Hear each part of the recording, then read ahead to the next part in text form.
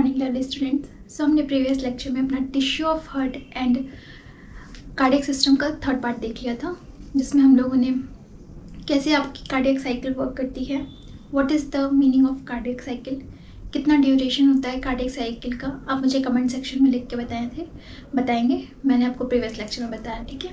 अब हम चलते हैं अपना नेक्स्ट क्लास स्टार्ट करते हैं। कार्डियक साइकिल हम पढ़ रहे थे, तो मैंने आपको बताया था कि मैं आपको ड्यूरेशन बताऊंगी कार्डियक साइकिल की, कौन कौन सी कितने अमाउंट में ड्यूरेशन होती है, ठीक है। और कार्डियक साइकिल वर्क कैसे करती है एक्चुअली मैंने आपको डिटेल में वहाँ पे नहीं बताया था, आज मैं आपको डिटेल में बताऊंगी, ठीक है। तो सबसे पहले ये दिमाग में रखिए कि जब मैंने आपको क्या बताया था कि जब आपका एट्रिया सिस्टोलिक मूवमेंट करेगा, मतलब कॉन्ट्रैक्शन कर रहा है, तो ये दोनों रिलैक्स होंगी, ये दोनों रिलैक्स होंगी, तो ये आपका ऊपर वाला एट्रिया क्या होगा, कॉन्ट्रैक्ट करेगा। मतलब एक अगर आपका सिस्टम कार्डियक सिस्टम का एक पार्ट मतलब right auricle and left auricle दोनों कॉन्ट्रैक्ट कर रहा है, तो दोनों वेंट्रिकल्स क्या करेंगे, रिलैक्स करेंगे, ठीक है। और जब ये दोनों कॉन्ट्रैक्ट करेंगे तो ये दोनों रिलैक्स करेंगे, ठीक है। तो यही होती है वर्किंग, इसको हम डिटेल में पढ़ेंगे। सबसे पहले चलते हैं, देखिए आपके मूवमेंट में क्या क्या आएगा कार्डियक साइकिल में। एट्रियल सिस्टोल, ठीक है। जब एट्रियल सिस्टोल मतलब एट्रिया का कॉन्ट्रैक्शन। वेंट्रिकल सिस्टोल क्या होगा, वेंट्रिकल का कॉन्ट्रैक्शन।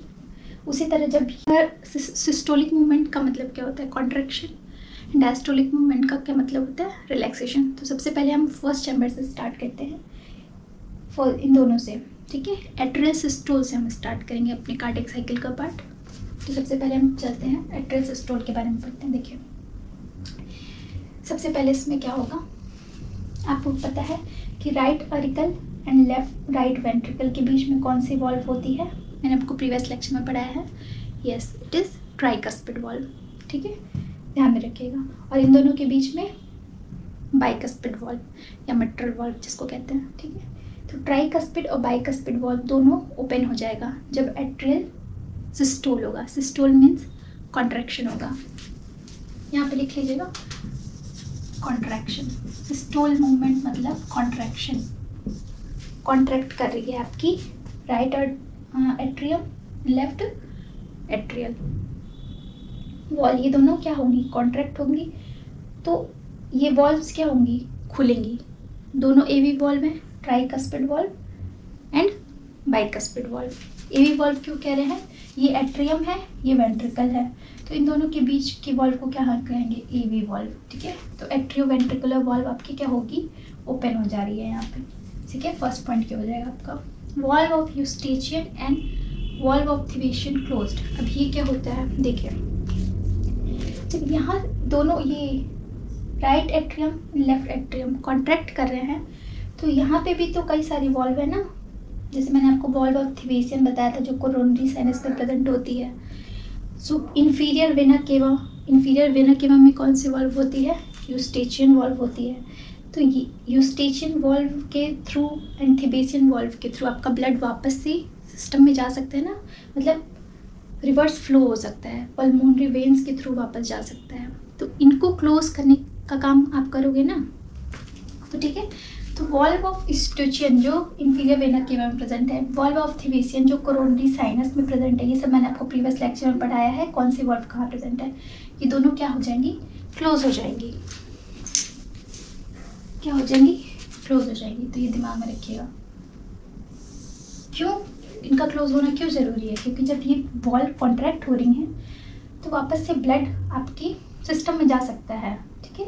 तो इसलिए उसको प्रिवेंट करने के लिए इन वॉल्व्स को क्लोज होना ज़रूरी है। जब ये कॉन्ट्रैक्ट करेंगी तो valve of Eustachian valve of Thebesian close हो जाएंगी ऑब्वियसली, ठीक है। Opening of superior vena cava and pulmonary veins. अब देखिए ओपनिंग ऑफ सुपीरियर वेना केवा, ये आपकी सुपीरियर वेना केवा है, ये वाली सुपीरियर वेना केवा है, this is your superior vena cava, this is your inferior vena cava, लिख लीजिए superior vena cava and this is your inferior vena cava, okay. तो opening of superior vena cava and pulmonary veins, 4 pulmonary veins आपकी left atrium से निकली हुई, ठीक है। Closed because of contraction in atrial valve. अब देखिए इनमें तो कोई वॉल्व है नहीं, सुपीरियर वेना केवा में मैंने आपको बताया था कोई वॉल्व नहीं होती है, इन्फीरियर वेना केवा में एस्ट्यूचियन वॉल्व होती है, तो ये तो क्लोज हो जा रही है। लेकिन इनका जो स्ट्रक्चर है कुछ ऐसा टिल्टेड रहता है जिसकी वजह से जब ये कॉन्ट्रैक्ट करती हैं, पल्मोनरी वेन्स में भी कोई वॉल्व नहीं होती है, इन दोनों में कोई वॉल्व नहीं होती। किसमें? सुपीरियर वेना केवा में एंड पल्मोनरी वेन्स में कोई वॉल्व प्रेजेंट नहीं होती है। लेकिन जब एट्रियल वॉल्व कॉन्ट्रैक्ट करती है तो ये वॉल्व से ऐसे चिपकी रहती हैं जिसकी वजह से ये क्लोज हो जाती हैं अपने आप।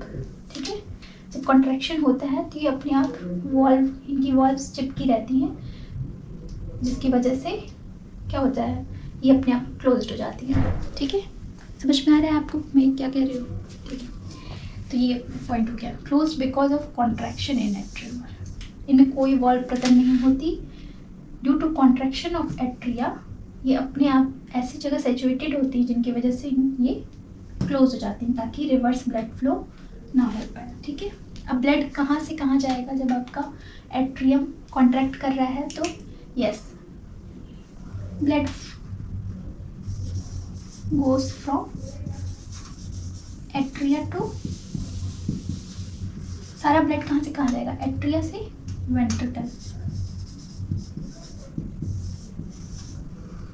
वेंट्रिकल्स में चला जाएगा। ठीक है, I hope this will be clear to you कि what I am saying. Okay, ये मूवमेंट आपको समझ में है कि एट्रियल सिस्टोल में क्या हो रहा है, कौन कौन सा फंक्शन हो रहा है। ठीक है, इसको नोट डाउन कर लीजिए आप लोग। अब चलते हैं वेंट्रिकल सिस्टोल। जो एट्रियल सिस्टोल होती है ना, अभी मैं ड्यूरेशन आपको डिटेल में बताऊंगी कौन कौन सा ड्यूरेशन कितने टाइम का होता है। सिस्टोल, एट्रियल सिस्टोल 0.1 सेकेंड के लिए होता है। कितने सेकेंड के लिए? 0.1 सेकेंड के लिए। Duration of whole cardiac cycle कितने सेकेंड की होती है? आप मुझे कमेंट सेक्शन में लिख के बताएंगे, मैंने प्रीवियस लेक्चर में आपको बताया है। ठीक है, अब देखिए वेंट्रिकल सिस्टोल। वेंट्रिकल सिस्टोल का मतलब क्या हुआ? राइट वेंट्रिकल लेफ्ट वेंट्रिकल आपकी कॉन्ट्रैक्ट कर रही है। सिस्टोल का मतलब होता है कॉन्ट्रैक्शन, तो यहाँ पे आप नोट डाउन कर लीजिए कॉन्ट्रैक्शन। ठीक है, ब्लड कहाँ से कहाँ जाएगी? ब्लड तो आपके वेंट्रिकल सिस्टोल जब होगा, अभी उसको छोड़िए। एक और चीज़, यहाँ पे जब आपकी एट्रिया कॉन्ट्रैक्ट कर रही है तो वेंट्रिकल्स किस कंडीशन में है? डायस्टोल कंडीशन में है, रिलैक्स कंडीशन में। मैंने क्या बताया, जब एक चैम्बर आपका कॉन्ट्रैक्ट कर रहा है तो दूसरा चैम्बर क्या होगा? रिलैक्स करेगा। ठीक है, तो same occur here. Okay, ventricles in diastole condition. ये भी जब आपकी एट्रिया सिस्टोल कंडीशन में है, कॉन्ट्रैक्शन वाली कंडीशन में है, तो आपकी डायस्टोल कंडीशन में वेंट्रिकल्स रहेंगे। तो नोट डाउन कर लिया आप लोगों ने। अब हम देखें वेंट्रिकल सिस्टोल के बारे में पढ़ते हैं। वेंट्रिकल सिस्टोल मतलब वेंट्रिकल्स का कॉन्ट्रैक्शन। ओके, तो वेंट्रिकल कॉन्ट्रैक्शन में क्या होगा?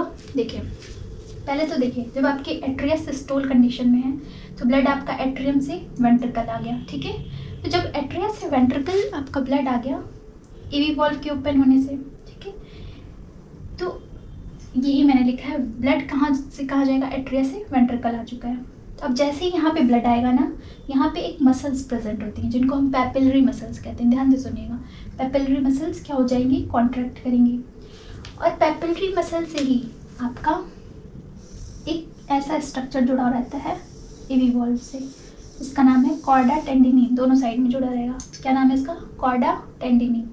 ये क्या करेंगे? रिलैक्स करेंगे, और जैसे ही इनके रिलैक्सेशन का प्रोसेस होगा तो एवी वॉल्व क्या हो जाती है? क्लोज्ड हो जाती है। एवी वॉल्व क्या हो जाएगी? क्लोज्ड हो जाएगी। ठीक है, यही चीज़ मैंने यहाँ पे लिखी है, ध्यान से देखिएगा कि ब्लड आपका एट्रियम से वेंट्रिकल जा रहा है। ठीक है, प्रेशर ऑन वेंट्रिकल्स वॉल आएगा, वॉल पे प्रेशर पड़ेगा, और इन वॉल के पास क्या है? पैपिलरी मसल्स हैं। ये पैपिलरी मसल्स हैं, मान लीजिए यहाँ पे पैपिलरी मसल्स हैं। ये क्वेश्चन आपसे अराइज कर सकता है कि पैपिलरी मसल्स कहाँ प्रेजेंट होती हैं? हार्ट के वेंट्रिकल वॉल पे। ठीक है, और जब ये रिलैक्स करती हैं, सॉरी ये कॉन्ट्रैक्ट करेंगी, पैपिलरी मसल्स कॉन्ट्रैक्शन होगा तो कॉर्डा टेंडिनी जो होती है वो रिलैक्स करती है। ठीक है, फैल जाएगी, रिलैक्स करेगी। इनके रिलैक्सेशन से एवी वॉल्व जो होता है क्लोज्ड हो जाता है, और जैसे ही एवी वॉल्व आपका क्लोज्ड हो जाता है तो वहाँ पे एक हार्ट साउंड प्रोड्यूस होता है। उसका नाम क्या है? लब। क्या नाम है? Lub. Closure of AV valve produce क्या करेगा, lub sound, first heart sound produce करेगा जिसका नाम लब है, ठीक है। तो इसको सॉरी LUB लिख लीजिए आप लोग, कुछ लोग डबल बी भी लिखते हैं, कुछ लोग सिंगल बी लिखते हैं, मैं डबल बी लिखती हूँ। लब साउंड प्रोड्यूस होता है, साउंड फर्स्ट हार्ट साउंड। तो कभी भी कोई पूछे कि फर्स्ट हार्ट साउंड का नाम क्या है, लब। कब जनरेट होता है, जब आपका एवी वॉल्व क्लोज होता है। कोई भी हार्ट का साउंड वॉल्व के क्लोजर से ही प्रोड्यूस होता है। आपने मेरी लाइन सुनी, जब भी कोई वॉल्व क्लोज होगा तो वहाँ पे साउंड प्रोड्यूस होगा। यहाँ पे कौन सा वॉल्व क्लोज हो रहा है, एवी वॉल्व क्लोज हो रहा है, due to this lub sound produce होता है, ठीक है। तो इसको आप लोग लिख लीजिए। अब एक और चीज़ देखिए, ध्यान से सुनिएगा। वेंट्रिकल सिस्टोल का ड्यूरेशन क्या होता है, 0.3 सेकेंड। अब बस ये नोट डाउन कर लीजिए, अभी मैं ड्यूरेशन अच्छे से बताऊंगी आपको कि कैसे कैसे ड्यूरेशन होता है 0.3 सेकेंड का, ठीक है। अब हम चलते हैं वेंट्रिकल डायस्टोल पे। अब जब ये ध्यान से सुनिएगा, जब ये दोनों कॉन्ट्रैक्ट कर, जब ये दोनों क्या हो रही हैं, कॉन्ट्रैक्ट कर रही हैं, वेंट्रिकल सिस्टोल हो रहा है, तो ब्लड कहाँ जाएगा आपका, ब्लड आपका जाएगा पल्मोनरी एरोटा, ये कॉन्ट्रैक्ट करिए, पल्मोनरी एरोटा से ब्लड कहाँ जाएगा आपका, लंग्स में, और सिस्टमिक एरोटा से जाएगा बॉडी पार्ट्स में। यही होता है, कितनी बार बताया मैंने, बॉडी पार्ट्स में। सिस्टमिक एरोटा से बॉडी पार्ट्स में जाएगा आपका ब्लड, ऑक्सीजनेटेड ब्लड जाएगा। यहाँ से जाएगा डीऑक्सीजनेटेड ब्लड आपका लंग्स में, यही होगा। अब देखिए, वेंट्रिकल डायस्टोल हम पढ़ते हैं, इसका रिलैक्सेशन होगा, इसका रिलैक्सेशन होगा, ये कॉन्ट्रैक्ट करेंगी तो ब्लड वापस जा रहा है। लेकिन जब वेंट्रिकल डायस्टोल होगा तब क्या होगा, देखिए, वेंट्रिकल रिलैक्स, डायस्टोल मतलब रिलैक्स करेंगे, ठीक है। Closure of semilunar valve. अब सेमीलूनर वॉल्व कहाँ प्रेजेंट होती है, this is very very important. ये पॉइंट लोग भूल जाते हैं या हार्ट में मतलब कवर नहीं करते हैं, लेकिन आपको ये बहुत इंपॉर्टेंट है। सेमीलूनर वॉल्व कहाँ प्रेजेंट होती है, ये जो वॉल्व आपकी गई है ना, पल्मोनरी एरोटा वाली एंड सिस्टमिक एरोटा वाली, इन दोनों में वॉल्व होती है आपकी सेमीलूनर वॉल्व, ठीक है। अब बताइए, जब इनमें कॉन्ट्रैक्शन हो रहा है, वेंट्रिकल्स में कॉन्ट्रैक्शन हो रहा है, तो इनके कॉन्ट्रैक्शन से ब्लड क्या हो सकता है, जब कॉन्ट्रैक्ट करेंगे तो वापस जा रही है इनमें, pulmonary aorta and systemic aorta में, ये ब्लड वापस से रिवर्स भी तो हो सकता है। तो वो ब्लड वापस से रिवर्स ना हो, इसके लिए आपको वॉल्व, उनके वॉल्व को क्लोज करना ज़रूरी है। तो closure of semilunar valve, closure of semilunar valve होगा जैसे ही वेंट्रिकल रिलैक्स करेंगे। तो वेंट्रिकल के रिलैक्सेशन से सेमीलूनर वॉल्व आपका क्लोज हो जाएगा। मान लीजिए यहाँ पे आपका ये है आपका क्या, पल्मोनरी एरोटा, यहाँ पे सेमीलूनर वॉल्व है, और यहाँ पे आपका सेमीलूनर वॉल्व है सिस्टमिक एरोटा में, ठीक है। तो ये दोनों क्या हो जाएंगी, क्लोज हो जाएंगी।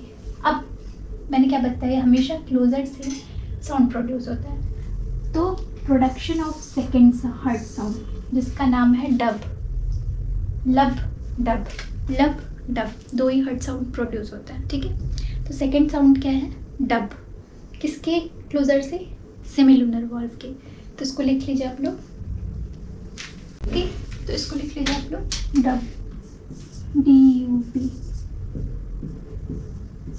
इसको सिंगल में लिख रही हूँ तो इसको भी सिंगल ही लिखिए आप लोग, लब, ठीक है।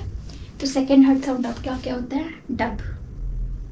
I hope this will be clear to you कि साउंड का प्रोडक्शन कैसे हो रहा है आपके हार्ट में।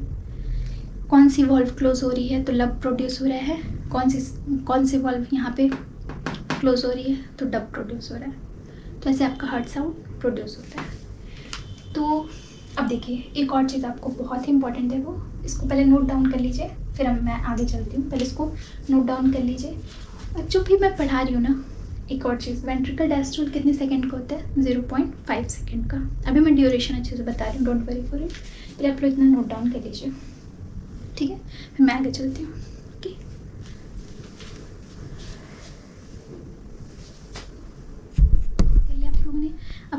ड्यूरेशन थोड़ा पढ़ लेते हैं। मैंने आपको क्या बताया, एक और चीज़, हाँ, फोर्थ आपका होता है जॉइंट डायस्टोल।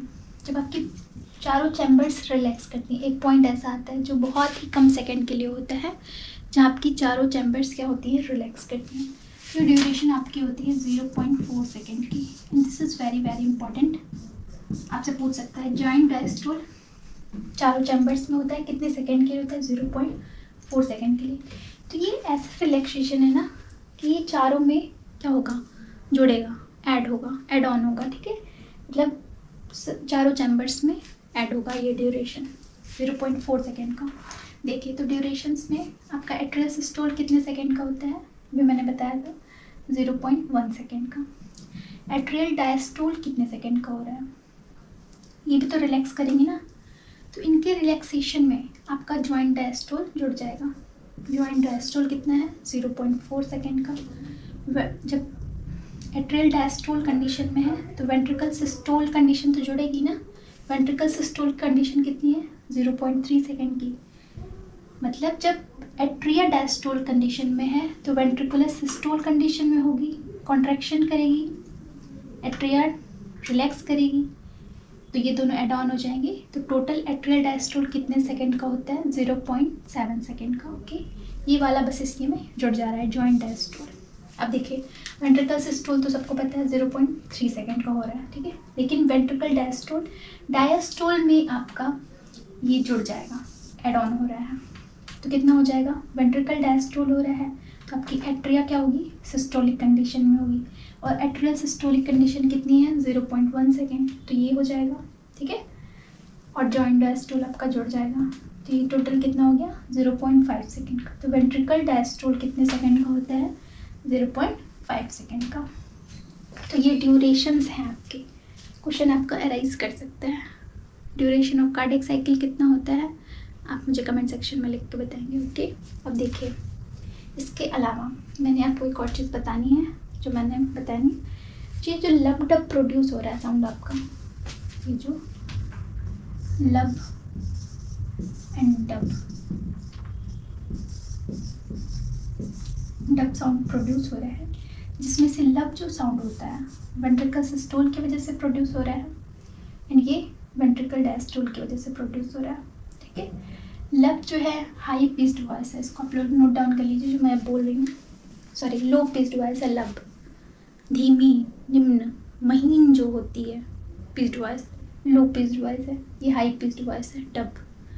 लिख लीजिए, मैं बोलती जा रही हूँ, ठीक है। ये हाई, तो ये लॉन्गर ड्यूरेशन के लिए होगी और ये शॉर्टर ड्यूरेशन के लिए, डब साउंड जो है वो शॉर्टर ड्यूरेशन के लिए होगी, ये लॉन्गर ड्यूरेशन के लिए होगी।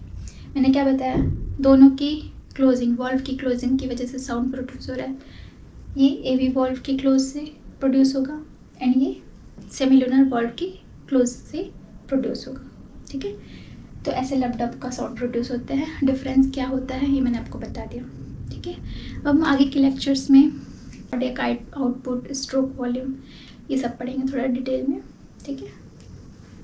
मेन तो आपका चीज़ ख़त्म हो चुका है, जो अब छोटी मोटी चीज़ें बच गई हैं वो मैं आगे के लेक्चर्स में आपको पढ़ा दूंगी। ये हार्ट साउंड से ही रिलेटेड क्वेश्चंस आपसे पूछे जाते हैं मेनली, ठीक है। तो मिलते हैं नेक्स्ट वीडियो में नेक्स्ट लेक्चर के साथ। Thank you so much.